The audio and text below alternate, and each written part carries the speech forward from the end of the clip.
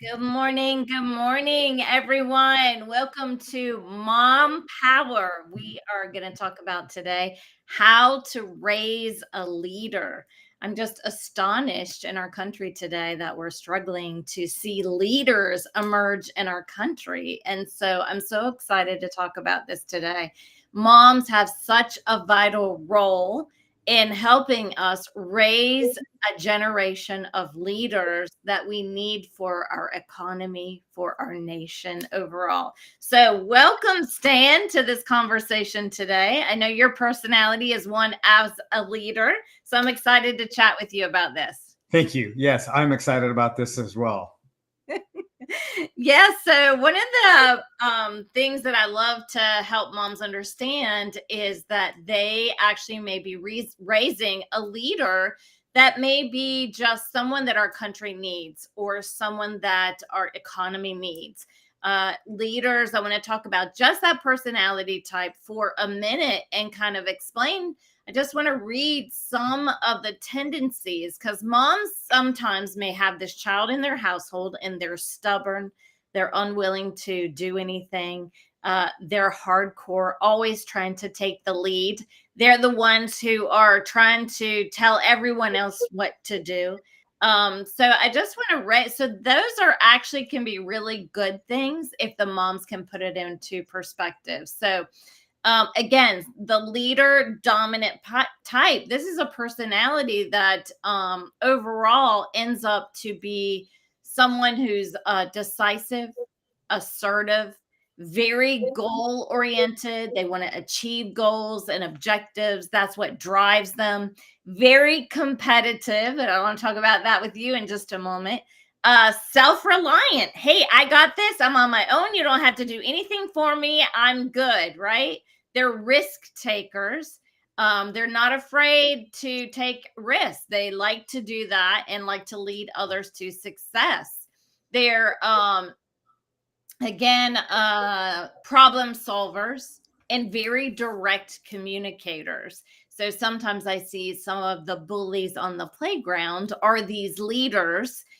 They're the ones that are trying to take charge, make people do what they want to do, maybe not in the correct way. But I'm going to stop right there before I talk about strengths because I just gave a whole bunch of information there. But I want to talk about like, how did that apply to you as you were growing up? Because I know you have this lion dominant personality. It's looking at the picture at a different view. So, there are these artistic tests that you can view, you can watch, you can look at a photograph, or not even a photograph, but a picture, and it has black and white lines, so there's no color to it. So your imagination has the ability to look at things, and you can see things at the way that your brain has been wired to see them.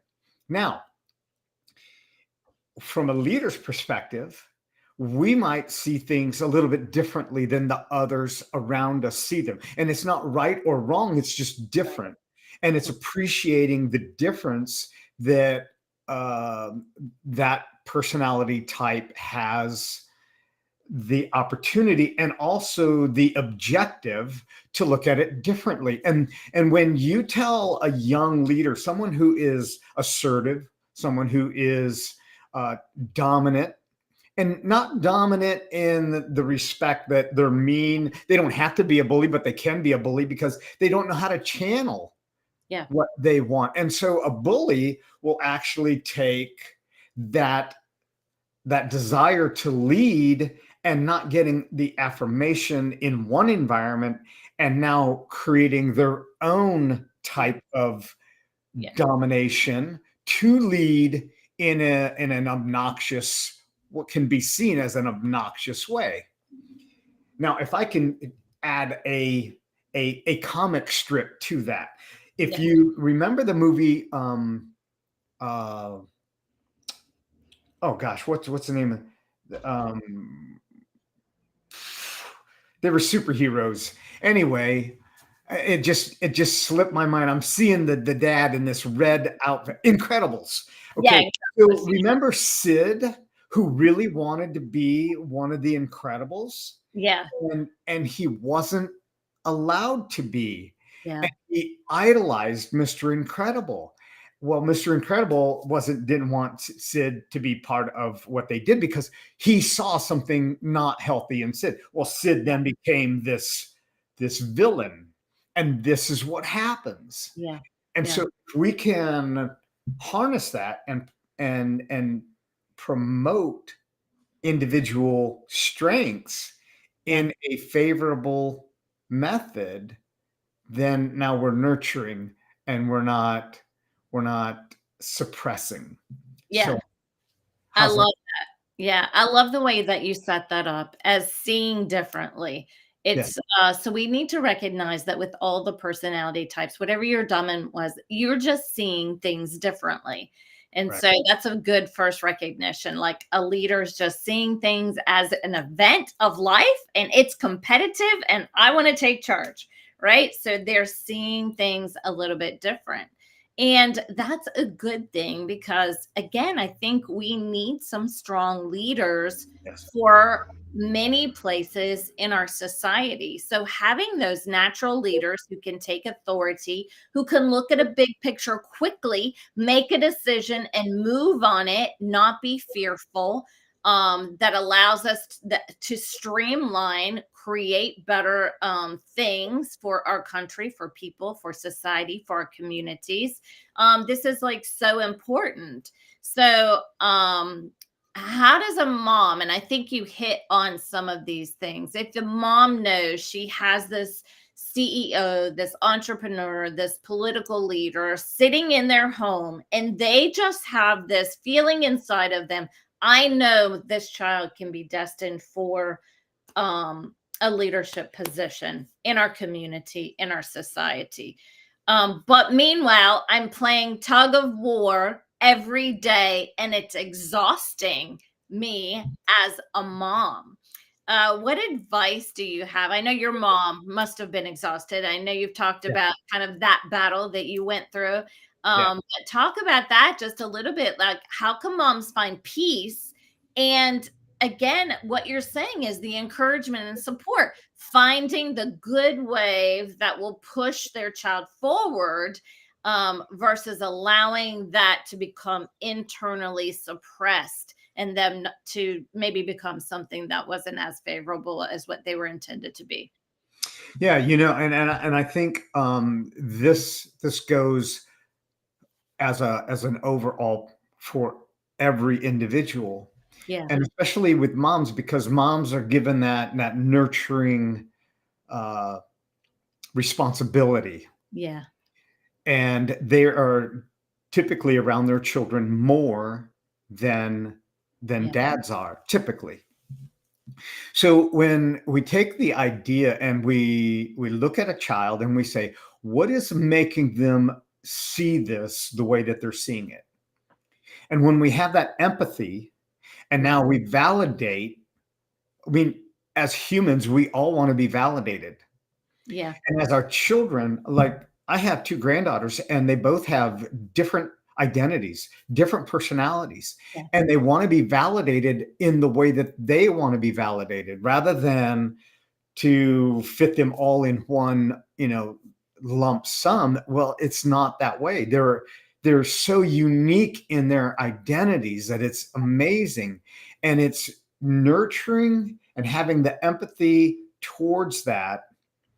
And that's where that emotional intelligence comes in. It Right. is developing that and asking the child, tell me, why is it that you see Yeah. the world this way? Why is it that you see this in this perspective? And children, and I would get attention, and it was because of my ADD, okay? But the attention that I got really actually supported my identity. And Yeah. sometimes it was bad attention, but I was getting the attention. I wanted to be noticed. Right. And this is where our differences come in because we can have a quiet leader and we can have a loud leader. Yeah. And when you're talking about a leader that makes decisions and understanding and helping that child know that they're not going to be embraced Yeah. in all their decision making. They're Yeah. not going to be liked for all their decision making, but if they're making the decision based on the truth of who they are and what they believe in, Yeah. then let's help them do that. And if it is, as long as it's a positive measure, I'm not for promoting negative measure just because that's the way they believe. Right. Beating kids up on the playground is not my idea of a positive adventure. Yeah. Okay. Definitely You not. Yeah. Right. And we're going to come back to that in a minute. But I want to talk about one of the best things for dominant leaders moms can do is be direct in their communication. Communication is the key, as you know, because a dominant child can effectively communicate. But also, the mom needs to directly, openly, honestly give that feedback straightforward with clear instructions as well. Yeah. So just having that open dialogue is key in a very open, honest way. And I know sometimes this personality can come off as rude or offensive or over controlling, overbearing. So just how does a person communicate well? And then also, how do we train that child to play well? And I know competition is a part of that. Getting them involved is another good recommendation in sports where they're able to channel their competitive nature in a positive way that allows them to build some team camaraderie and understanding of how teaming works as well. But talk about that communication. Like, what did that look like for you?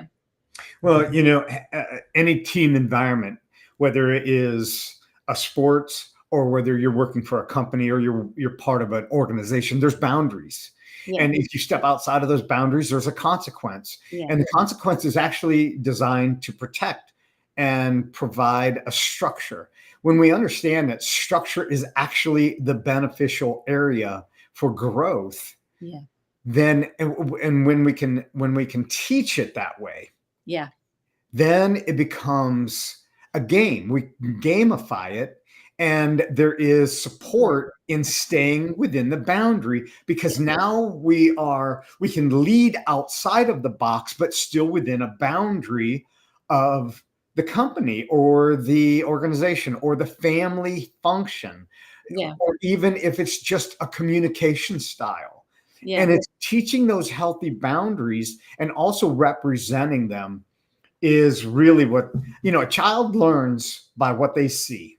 yeah, And this is why if you send your children to Rome, wherever organization that is, okay, they're going to come back Romans. yeah, So definitely. if you train a child in the way that he or she should go when he is young or she is young, even when they're older, as they've strayed away, as we all do, Yeah, they will come back because they've got this foundation. So as we set this foundation up and we encourage their identities, yeah, that's and understanding that the boundaries are there to protect, yeah. not to eliminate, not to prevent, but to protect. Hmm. And we promote it that way. I really see that as a benefit. Uh, Yeah, I don't see any unproductive or unbeneficial structure or growth by having a boundary. If you don't have a boundary, you don't care. that's right. Yeah, Yeah. that's just the truth of it. No, You know. it's so true. We just got a new puppy, and so boundaries are huge at our house Oh right now. yeah. Like training those boundaries, I mean, it is somewhat difficult because you're, especially for me as a mom, because you want to be loving and nurturing. But no, if you don't set those boundaries, they're going to disrespect you and then disrespect other people in the same way. Right. So it's so important, such an important point to set those boundaries and be firm, even when you're tired or want to be loving.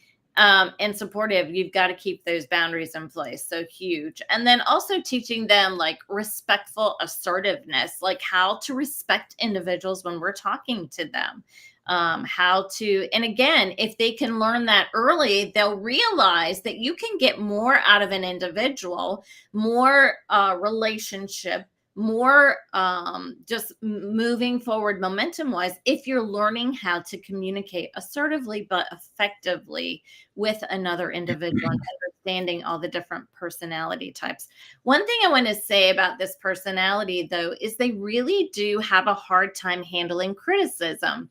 Let's see, I'm trying to say it how my dad or my kids have said it. They say, oh, you can dish it out, but you can't take it. Something Right. like this is that personality that is very hard for this personality type to handle criticism.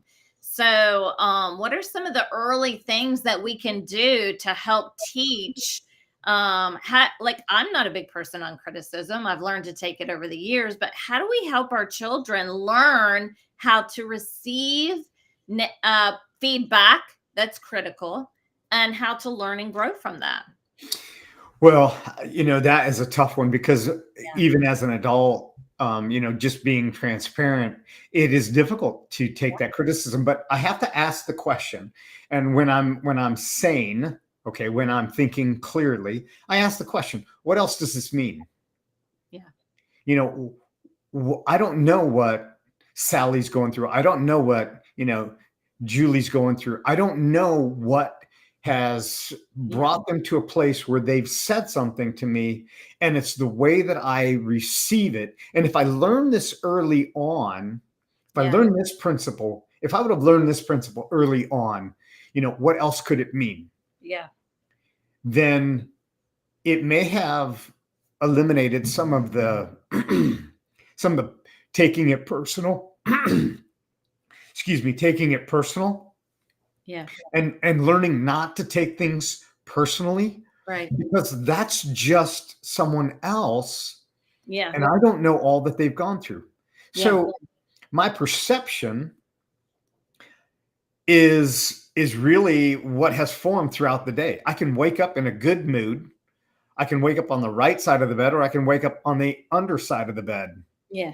And if I start my day by saying today's one of those days, I already know that I need to change my stinking thinking and say, okay, you know what? I got to be on the lookout. Yeah. And it's how I start my day is going to make a major difference. Yeah. And Yeah. how to process that. Yeah. Absolutely. Yeah. And I think another part of that is just learning. And I'm honestly, I'm still doing this for myself. Is taking the emotion out of the situation. I think dads are better at this, maybe than moms. And maybe there's dads that are, better at it or worse at it than moms. I don't know. It just depends on your personality. But separating the emotion from the actual circumstance. Mhm. Talk about that just for a minute, because that's something I'm doing, like trying to take the emotion out of the situation so that you can bypass all of those triggers in your mind that may come or occur as a result of, words that were said. Well, you mentioned communication earlier, Yeah. and I think it's so important to understand what our communication is. The most person that we have the most communication with is ourself, and we're unaware of it Yeah. because we're thinking constantly and we're processing constantly, even without our being aware of it. Now, why do I say that? I say because if you were to visually see the words that your mind is thinking Yeah. from the very beginning of your day to the end of your day, you would be amazed at Yeah. how many negative things we think. Yes. That's so Because we're constantly getting a no. And as a leader, as somebody who wants to be assertive, somebody who wants to be recognized, yeah. we're looking to validate the yes that we're really looking for. And as a leader, I mean, you can lead a game on the playground just as well as you can lead a corporation. and we're looking to get our yes validated. And sometimes bullying gets our yes validated, but in an obnoxious way. Yeah. But we get it validated. We can throw authority around, and we can throw our authority around and say, you're going to do it the way that I said to do it, and that's why you're going to do it that way. And a child will always ask, well, why? Because they're asking why, because they've seen something different in our response at another time. Yeah. And then if we say, because I told you so, that's the way that we're going to do it, Yeah. then that gets logged into their brain. Yeah. And now it can change the way that that child interacts with other people. Yeah. Yeah. So communication, when we learn to communicate with ourselves Mm-hmm. and change our self-talk, Yeah. And I brought this up several times in several talks. By the time we're 18, if we grew up in a 70% positive home environment, we have been told no 148,000 times. Wow. Wow. Now, the yeses are much, much lower. Yeah. Yep. And one of the exercises that I do with my clients is I have them go and get 10 no's. So Yeah. go get 10 no's. And the reason that you do that is, number one, that you don't take it personal. Yeah. Right. And when you allow the no to just slide off your back, you go, Yeah. okay, what else could it mean? Right. Right. Yeah. So yeah, there's the communication is what we're telling ourselves, Yeah. and if we belong or if we don't belong. Yeah, I love that. And just an example of that. So my husband's a contractor, so he gets no's a lot, right? So he had to learn early on to take that no and to let it slide off his back. And Right. that was difficult for me. I didn't want to hear no. I was the teacher. I want to hear yes all day long, right? Right. So when you are starting a business or you're working with clients, I love that exercise because when you hear no or rejection in some manner, you're not good enough. You're not playing well. You're da da da da da. The rejection, allowing that to slide off of you is key in being able to continue to move forward.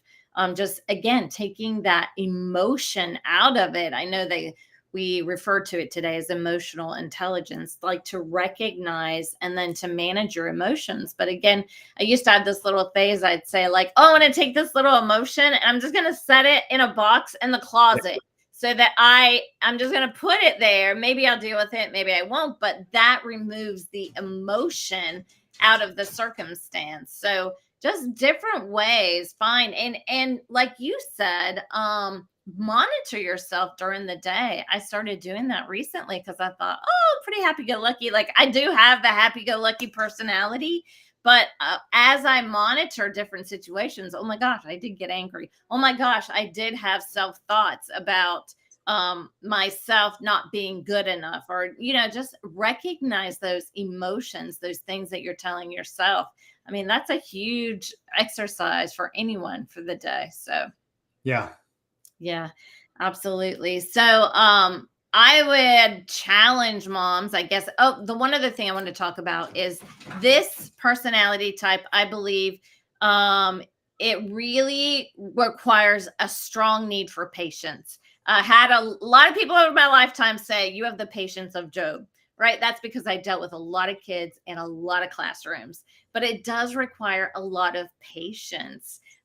Did you tell us a little bit about did you see patience in your mom? How did that affect you? Like, what No. does patience look like for you now? No, and you know what? One of the things that I learned as a Christian Yeah. Growing up, and I mean in my 30s. So I really came to faith in my 30s, Yeah. and I was working for a client that was as obnoxious as a square peg trying to fit into a triangle. Okay, now impossible. And I kept praying for patience, and he kept annoying me more and more and more. So what I discovered is don't pray for patience. Yes, good Why? one.